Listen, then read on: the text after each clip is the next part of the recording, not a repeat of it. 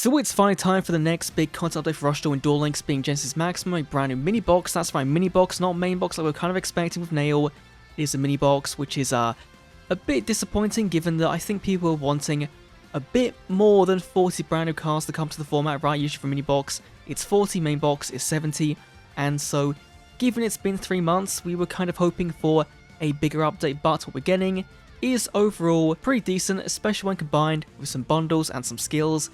They're going to make the best deck in the format, I think, not even maximum, so we'll talk about that. But of course, 2 brand new bundles are coming as well.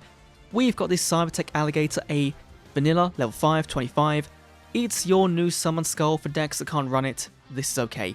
Then the big one is Tribute to the Doomed, discard a card, pop a monster on the field. This is so big, given all your maximums, can't be destroyed by trap effects, meaning Widespread Ruin is going to be a bit of a dud against them. So this is going to be your main go-to counter for a big YGGDRAGO or a Magnum Overlord that your opponent might have, and will replace Shield and Sword or Reincarnation in most builds, so that is nice.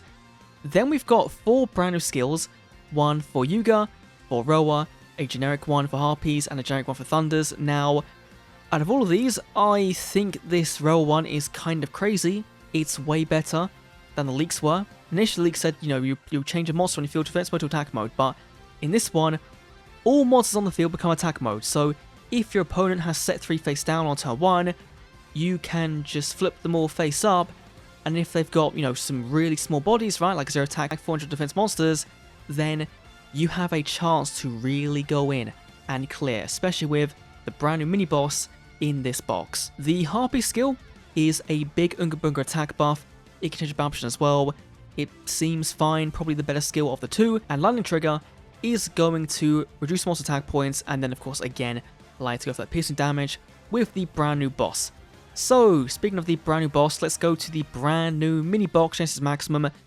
This one is looking very fun. Now again, I would have preferred a main box, more content, but what is here is looking pretty cool. So of course the 2 big cards here are going to be YGGDRAGO the Sky Emperor and your Supreme Machine Magnum Overlord. Now these are 2 very different maximums. Of course, both got the Trap Perfection effect, which is nice, but your Magnum Overlord is really just a big Unga Bunga beast stick, right? This main piece does nothing really, but these 2 pieces down here, this one gains attack points, this one gains attack points, that is all the card really does. Your YGGDRAGO, on the other hand, has 2 really good versatile effects. First of all, the right head, this can change battle option monster, which is really big, and of course left one is popping an 8 or lower monster on the field, so it can't work against a maximum, but it can work against literally everything else in the game. Both of these will be limit 3, like the half maximum middle piece, so it does seem like all the maximums are going to be limit 3, so you can't just splash them into aggro. You've got to mix and match, and they want you to play these decks in their own core focus thing, rather than just a generic free-to-play pile. But also, we've got 2 other cards for Ultras. We've got the Harpie's Pet Dragon, which is buffed from the TCG version. It's gaining attack points. That's kind of all it does. With the skill, with 2 bodies on board, this can become really big and really scary. Then we've got the Thunder Cavalry YGGDRAGO, which is going to be your new boss for Thunders, and I think it's really cool, right? You send top card deck to graveyard, it gains tap points, becomes 28, that's okay for clearing right 7th road. A drag is still going to lose to the Phantom Bind or the Barrier, but if your opponent has no cards in the hand, this card does piercing damage. Now of course combined with the skill, means you can get around those boss monsters, but it is going to hard lose still to maximums, and I think that's why you're going to want to play these Thunders with, say, a Light Engine, right? Playing Hallowed Sorcerer, reducing the attack points down, and hopefully that can be enough. At least right now, that's what I'm thinking. Now onto our super rares, we've got quite a few cards to go through. First of all is going to be Essel. Now this one is seemingly a bit weak, but at the same time it's quite cool. Also, during a turn you've not special summoned yet, so basically do this first of all. Mill the top 2 cards of your deck to the graveyard, which is going to be more important going forward in Rush Duel, given there's so much recursion, so much sending it back to the deck, so much drawing cards from graveyard. Then if this was activated on the 2nd turn of the duel, you can summon 1 monster from another player's graveyard to your field. So if you did mill something like a 7th Road, or a Dragius, or whatever, you can just bring it back, or bring back a little body to sack off for a big tribute. But if you milled nothing, then you get nothing. And of course, if you play this on turn 1, turn 3, turn 4, turn 5, you just get the mill. Which could be good in some decks, right? But really, you want this for the free value you get, and so is it going to be that good in Rush Duel right now in Duel Links? I'm not too sure. but it's level 4 light, and so you might just play it because you can in that engine. Then we've got Thunder Spark, which is a cone of sparks for thunders and machines. This is just very decent, right? You know, you might play 1 or 2 of this and call it a day. That's fine. Then we've got this Shadow Buyer. This card is really cool because it gets around the big issue with your Royal Rebels, and it now means you can play this brand new skill and not have to rely on that old skill that was really weirdly done depending on the person that went first or second. This gets around it. It's a better version of your Palace Gargoyle. This card is really, really good. Then we've got the Stormbolt Destroyer, another pseudo boss, I guess, for the Thunder deck. Bring the body back from the graveyard is fine. It's not the best effect in the world, given that there's not many options for this, right? I think there's like what? There's this new Surgical Lizard, there's the Angler Coil Fish, there's the Pluggy Fish, and that's kind of it. So there's not many options, but this is a fine card. And speaking of bringing Thunders back from the graveyard, we've got the Sensor Duckbill, which kind of does the same, but brings back a 5 or higher. So either bring back your Stormbolt or your Thunder Cavalry. Probably this one's going to be a 2 or 3 of in the deck. I think 2 of is going to be fine. Ooh, Atrashoot Hydron. A really cool boss monster for Sideburst. Of course, that's going to be Nail's deck. The Maximum YGGDRAGO can be played with this. If you've got 3 more Sidebursts in your graveyard, mill top card your deck. This card gains 100 attack points for every monster in your graveyard, which means by default becomes 28, if not 29 via a good mill. Then if there's 8 more Sidebursts in your graveyard, you can draw 1 card. So late game, this will be really cool. Early game, it still becomes 28. It can of course beat over a Dragius, Seventh Road. Then we've got Stop Defense, which would have been really good if we're not going into this maximum format where they can't be in defense mode. They have no defense. It's like Lean Monsters, right? They can't be in defense mode. So Shield and Sword, this aren't really the best cards right now.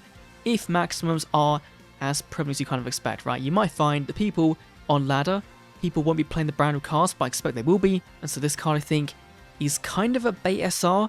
In a way, it's not great in my opinion. A good one though is Talismanic Seal Array. Shuffle 4 bodies back from graveyard into the deck, so for recursion, for 4 cards, is bloody huge. Then 1 card your opponent controls is 200 attack points for every level it has, and so that means a maximum, level 10, just take 2,000 off that card.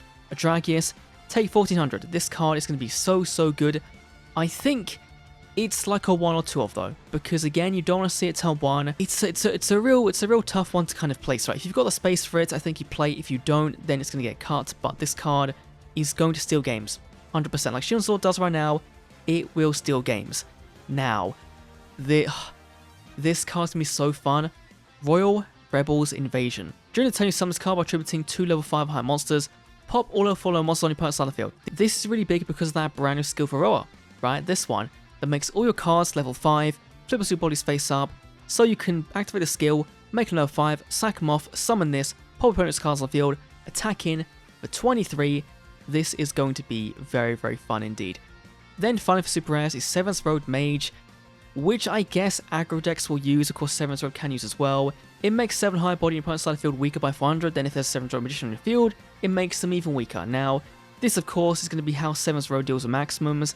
You just want to bring that level down, right? 7th Road can get to what, 36, 37 by itself if the graveyard's set up right. And so with this, you're just making that deficit a little bit easier to deal with. So that is fine. Now, in terms of the rest of the box, what is kind of decent here? So we've got the back row removal for your Thunders, for your Machines, which is of course neat to see, right?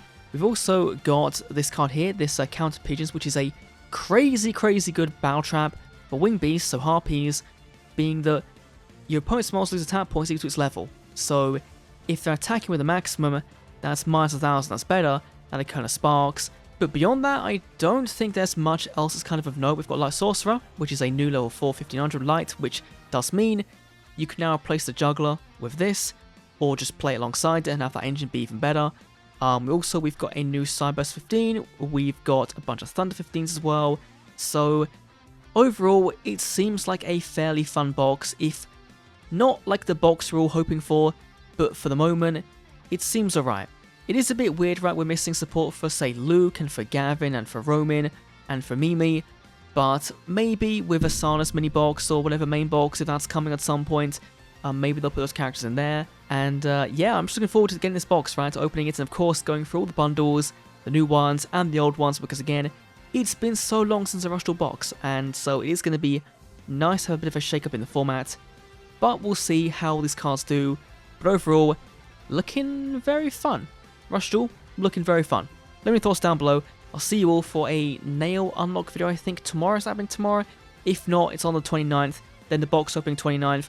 Final Fantasy is coming out on 29th. There's so much happening, but I'm going to go. Adios.